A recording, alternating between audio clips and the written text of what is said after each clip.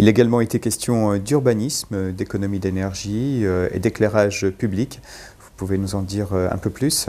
Oui, alors pour faire des économies d'énergie et s'inscrire pleinement dans le Grenelle de l'environnement, nous avons décidé il y a quelques années d'adopter un plan, qui est le plan ARENA, pour les économies d'énergie.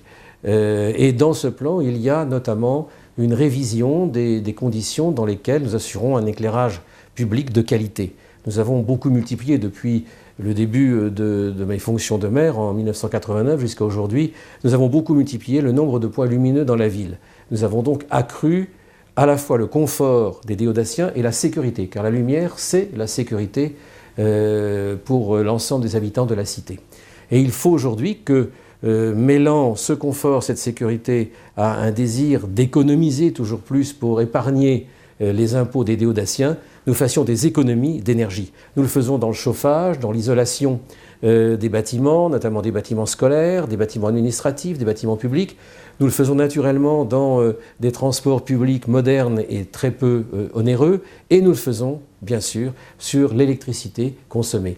Et par un système qui portera sur un investissement de plusieurs années, 2,7 millions d'euros d'investissement qui chaque année feront l'objet de crédits de paiement correspondant à cette autorisation de programme général, nous ferons au total par an 1 million d'euros.